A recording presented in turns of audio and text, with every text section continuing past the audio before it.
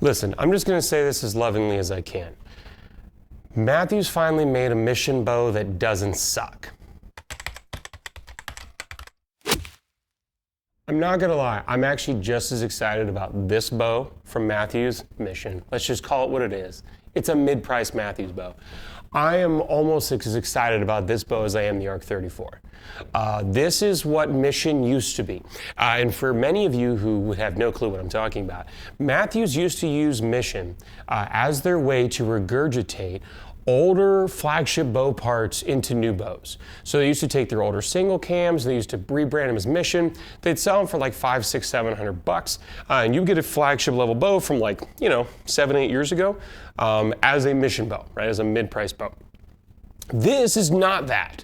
This is not that at all. This is a completely different rebranding, redesign from Mathews to make a Mission bow that's going to punch at the, what I'm calling the mid-price bow range. Now, when people used to say mid-price bow, they used to mean like $500. That number has shifted up drastically. Your mid-price bow is now between $600 and $1,000. That's your mid-price bow now. Because flagships are now between 13. I think your cheapest one is your Elite Veros at 13, and then like you get all the way up in the 2K range for carbon. The flagship Mathews, the Arc 34, is going to be $1,500. So this is definitely at $699. $699. We'll get to my excitement about that in a minute. I had no clue this bow was coming. It just showed up in a box. I emailed my rep. I was like, what's this? He's like, yeah, we're launching. If you want to make a video. I was like, yeah, I want to make a video. This is fantastic. So let's talk about it. I've said this about a lot of bow companies for a while now, that you got to stop ignoring the mid-price market. Because I enjoy shooting mid-price bows. Like there's a lot of really, really high mid-price bows. I sell a ton of mid-price bows. And there's basically only one player in the mid-price market. For the longest time, that was Bear. And then Darton came out with the Consequence and the Consequence 2, and that started to take a foothold, right? And that's $700 to $800 price range. And then you have Elite with the Terrain, that came out, and they started to kind of dabble in that market as well. Now they've got the Immerse, really, really nice. And Mathews ignored it. This is what, when you think Mission bow, this is what everybody knows a Mission bow to be. This is the new MXR, I think it's what it's called. Is it the MXR? Menace XR, yeah, whatever. This is what it is. It's a youth bow, and it is a kid's bow. Like, this thing is light. It is a flagship bow build in terms of machine riser, really nice limbs. You got zebra strings on here. You have your typical polymer limb pockets and stuff like that, but this riser is like a recurve riser with compound limb smashed onto it. Really, really non-aggressive cams. Back wall is so daggum spongy. Like, this is full poundage, and it's just, that's full poundage. So imagine a kid shooting that at like 20 pounds. It's like you're pulling against a bowl of Jell-O. But it's a kid's bow, right? But that's not what Mission used to be. Mission used to make bows like this, like actual high-level functioning adult-style bows. They haven't done that in a while. So they ignored that market. So I was very excited when this bow showed up because this bow, 31 inches axle to axle, has a brand new cam. This is not any sort of Mission cam I've ever seen before. It's a 3-track binary, has a rotating module. I'm going completely off of my gut here. There's no paperwork with this bow. The manual doesn't have anything in it. My rep didn't give me any further information. So I'm just going to kind of extrapolate a little bit. But this is a machine riser, mossy oak bottomland in the film dip. Does have a polymer limb pocket. You got to cut corners somewhere in order to get a bow down to $699 full MSRP. Dude, this bow is going to be under $700 street price. This bow is probably, well, in my store, this bow is going to be $649.99. That's nuts. I mean, this is competing with Bear.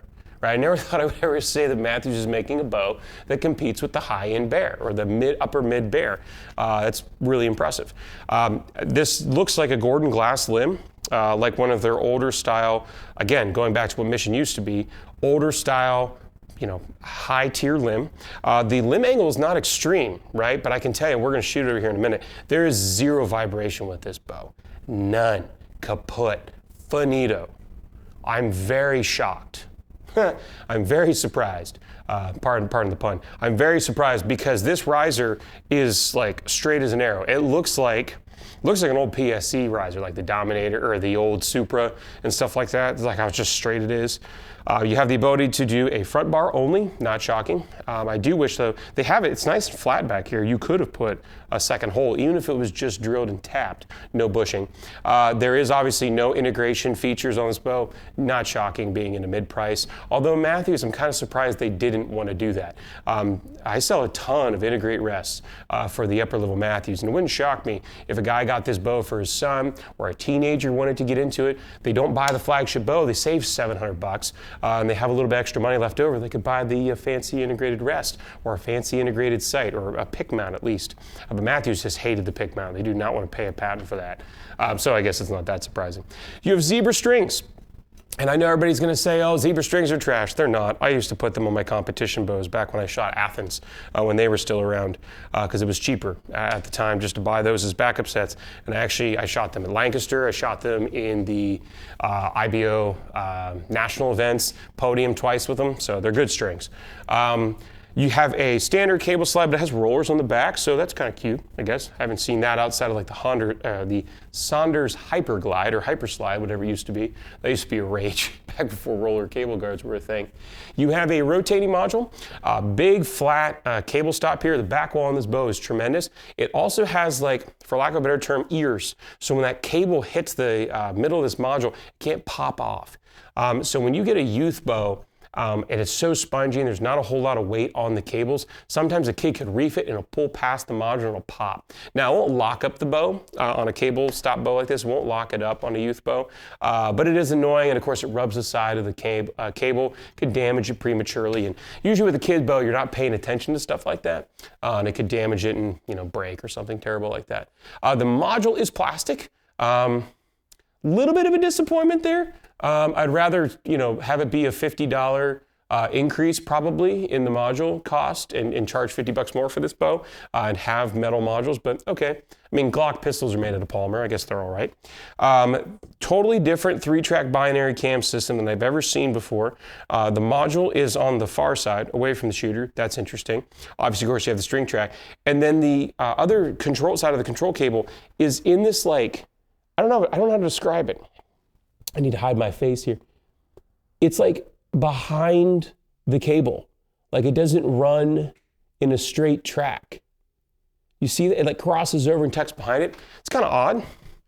It seems like it would add a lot of lateral side load to that cable post, but Mathews usually knows what they're doing. Every time I think, oh, that's going to break, it doesn't. So we'll see though. This one's one of the more unique ones I've seen. Draw length range. Like I said, I don't have paperwork on it. It feels like it goes out to 30 inches. So right now it has letters on here, A, B, C, all the way down to into I and J. It feels like this is at 29 inches, which means this would go to 30. That would make sense. It could go further. I'm not putting it on drawboard to find out. We'll find out later because I guarantee I'm not the only one releasing a video today. Probably somebody else has all the specs already. Brace height is 7 inches. This is a very generous bow to shoot. Like I said, 31-inch axle to axle, and even though it looks like a Dart and Consequence and an old PSE Super had a baby, it feels like a hunting bow. Let's go weigh it. With the whisker biscuit, 4.2 pounds. I consider that a winner chicken dinner. So basically, what was that, 4 pounds flat without a whisker biscuit on there? And this is the nice whisker biscuit. It's like made out of metal. Yeah, 4 pounds flat. Less than $700. I'm telling you, I'm just as excited about this bow as I am flagships. Let's go shoot it. Man, not only did I say that the Arc was a really good bow this year, at least the 34, not only did I say the Arc was a really good bow this year, I'm going to get lambasted for saying the new Mission bow is great. But I'm telling you, oh yeah, so it has a Mission, it's a new Mission grip, but it came with side plates. Well, they shipped me as a dealer. They shipped me a set of side plates. So you can shoot this bow with side plates? I'm telling you, if Mathews starts getting into the mid-price bow market, look out. Draw cycle's just great. I mean, that's good. That is what a mid-price bow should feel like. It should feel like that. It should feel easy. It does have this kickback to it. It does have, I shot it a little bit yesterday. It does have this, there is no vibration in this bow. I can't reiterate how shocking that is. Hand shock. I cannot reiterate how impressive that is, because there's not a whole lot going on here. There's no caging in the riser. There's no Swiss cheesing. It's literally just, it's just a three-dimensional, there doesn't seem to be like that extra, fourth dimensional look that Mathews puts in their risers. Yeah, it just feels good.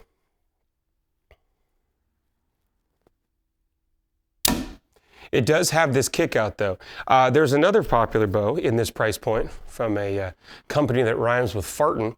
That also has that exact same problem. The bottom kicks out, but when you put a stabilizer on there, it usually, and you don't have to put a whole bunch. You put any sort of stabilizer out the front, it usually rectifies that pretty quick. I just had to find it very interesting that that's the case. What's up? How you doing? What's going? What brings y'all in? Check, check, 1, 2. Check, check. Hopefully I did one of those like a few moments later video things because it's now next day. I gotta take my gloves off. Had to take a brief pause to sell a young man his very first bow. So that was really cool. Then we actually kind of got busy, and then I ended up wanting to shoot a Vegas face before I got out of here. Gotta keep practicing for Lancaster. But anyhow, that's beside the point. Wrapping this up, last piece of the puzzle is the switch weight. So there is a switch weight rotating mod. Now, again, I don't have much by the way of verbiage from Mathews and Mission on if it comes with the bow, like both the 50 to 70 and the 30 to 50 pound module. So it rotates through all the draw lengths. Again, I'm guessing, if I don't remember if I said this yesterday or not, I'm guessing this goes to like 30 or 30 and a half, which means we got 29, 28, 27, 26, 25, 24, 23, 22, 21. Which you have 21 inches of, from 21 to 30. That covers pretty much everybody. I don't think it could cover anybody more if it tried. And maybe the small module even goes down to lower draw lengths. I don't know. There's no paperwork basically.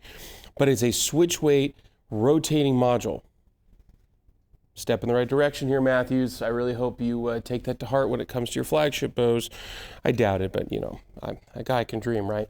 The range, I'm very impressed with this bow. I really am. I really think it's going to be a really good seller for a lot of shops across the country. And if you have a Mathews Mission dealer in your area, go check out this bow. They should also have this exact one in Mossy Bottomland. If you are in the market for that mid-priced bow, really high-performing mid-priced bow that a lot of companies are starting to make now, definitely add the range to your arsenal of things to try. I hope you're able to get outside, enjoy the sport of archery hunting if you so choose. Definitely enjoy God's beautiful creation. I'm going to drink some coffee and get ready to open the shop here on a Saturday morning. And we'll get to see you next time.